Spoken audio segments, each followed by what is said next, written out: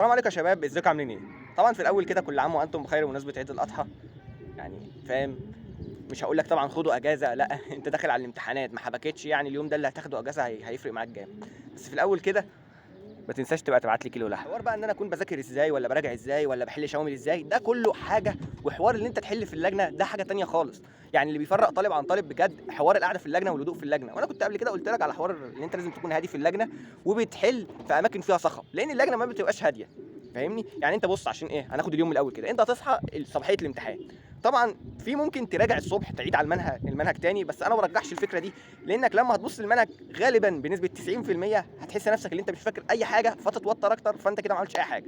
تمام؟ فانا من رايي ان انت تصحى كده تعيد على اللي انت مش فاكره بس، او اللي انت مثلا معلم عليه ليله الامتحان، ده الصعب اللي انا هراجع عليه قبل الامتحان، بس ما تعيدليش على المنهج كله. في طبعا مدرسين بيطلعوا لايفات يلموا المنهج او يلموا الاجزاء المهمه، ما تتفرجش عليها لان حاسس ان هي ملهاش اي 30 لازمه الصراحه، ولما اتفرجت في الجيولوجيا ما استفدتش اي حاجه. فما تعملهاش، علم على الاجزاء المهمه ليله الامتحان، واستني يوم الصبح اللي هي يوم الامتحان عيد عليهم. تمام. افطر فطار خفيف. لو انت بني ادم من الناس اللي بتتوتر ما تقلش في الفطار عشان بطنك هتقلب.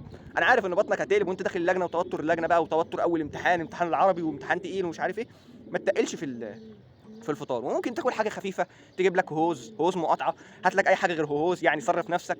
تمام. هتخش اللجنه، وانت داخل اللجنه طبعا في تفتيش بره. فكك بقى من حوار فيديوهات، ده بيفضل يعمل كده وهنا وهنا وهنا ومش عارف ايه. بص، الراجل الولاد ليهم تفتيش طبعا من الرجاله، والبنات برضو كستات. تمام؟ فما تقوليش بقى ده في حالات، بص دي حالات فرديه قوي، فما تحطش في بالك ان هم داخلين يعملوا كده، لا. فكك، دي حالات فرديه ما تقيسهاش على كله وتحط بقى ان انا متوتر وده هيحط هنا وده هيحط هنا. مفيش حاجه اسمها كده. خش عادي، مجرد تفتيش، مخبي التليفون هنا مخبي التليفون هنا، فهو يقفشه بره، مالكش دعوه. انت بني ادم في حالك، داخل اللجنه، داخل تمتحن، تكتب الكلمتين وتخرج تاني. دخلت اللجنه، قول الدعاء اللهم لا سهل الا ما جعلته سهلا وانت ان جئت تجعل الصعب سهلا. تمام. ابدا الامتحان، وانت بتحل الامتحان واحده واحده، ايه السؤال اللي تقف قدامه ما تقفش عنده، لان ده هياخد من وقتك كتير قوي، فانت ما ينفعش تعمل كده. تمام؟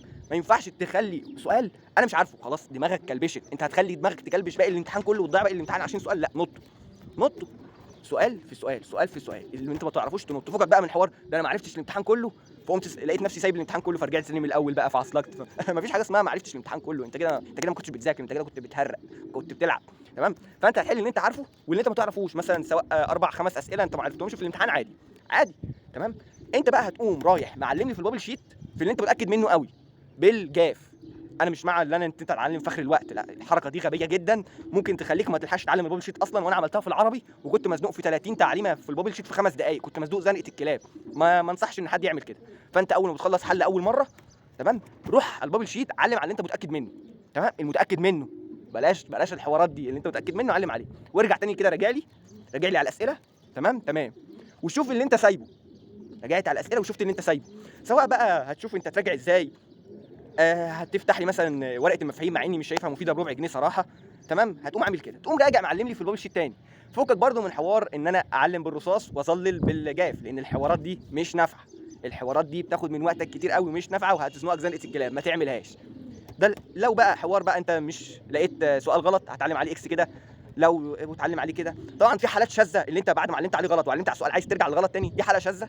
في حالتين، يا الراجل يديك بابل شيت جديد والحل ده اصعب، يا اما انت هتقوم عامل دايره كبيره قوي على الغلط وتقوم عامل اكس على الاختيار. يعني انت بعد ما عملت اختيار قمت مغيره عايز ترجع له تاني، هتقوم عامل دايره كبيره كده وتقوم عامل اكس على ده. طبعا دي حاله شاذه جدا، ما تحاولش تعملها.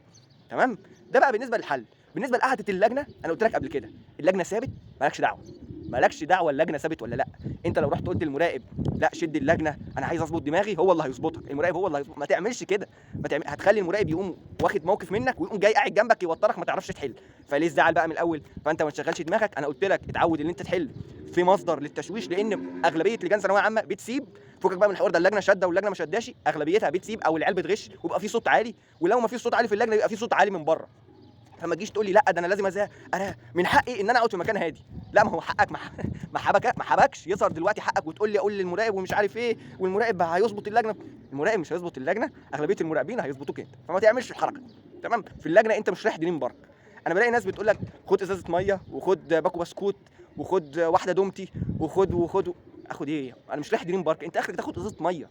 البسكوت ده كله قبل اللجنه. فوقك من، انا مش مع فكره ان انت تيجي في نص الامتحان كده وتقوم مطلع لي باكو بسكوت وتاكله. هو في ناس عندي كانت في اللجنه بتعمل الحركه دي، حركه تحترم وكل حاجه، بس انا ما بحترمهاش يعني. ماشي، انت اخرك ازازه ميه في نص مثلا الامتحان، تعبت حررت لان مفيش مروحه، غالبا جاي في النقطه دي دلوقتي، مفيش مروحه، تقوم شارب بق ميه، تمام. ما فكك بقى من حوار ده ناخد واكل واعمل وده هيعلي السكر الجلوكوز في دماغي. احنا مش رايحين دريم بارك، هما ساعتين او 3 ساعات وهتقوم تروح.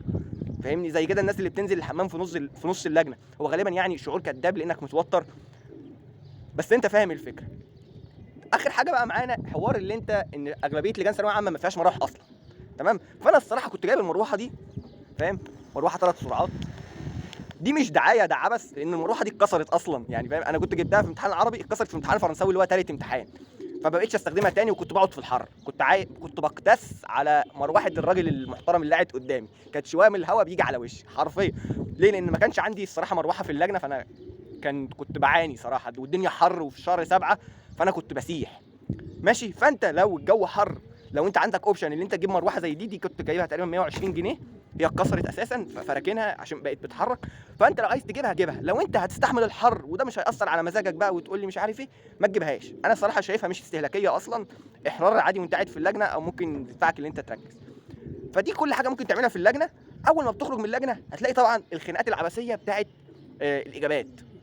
ده شايف الاجابه دي عليها اختلاف، شايف نموذج الاجابه ده المدرس ده عمل نموذج اجابه، يا عم خش شوف، وتلاقي الاجابات مختلفه عنك تماما، وانت اللي تكون صح وهم غلط عادي، بس انت توتر نفسك في الامتحانات اللي بعدها.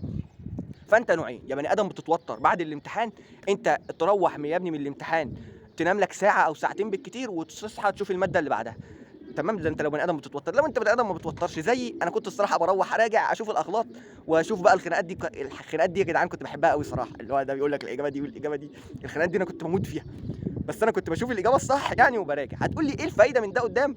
انا الصراحه يعني وانا مستني النتيجه ما كنتش متوتر، لان انا عارف حرفيا كنت هجيب كام، لان انا مراجع ومراجع كويس، فدي ليها ميزه قدام، تمام. بس انت لو بني ادم بتتوتر وهتقول لا ده انا غلطت غلطه انا زعلان، ما تعملش كده. اعتبر ان انا ما قلتش حاجه من دقيقه ولا اي حاجه، تمام. وروح تنام الساعتين بتوعك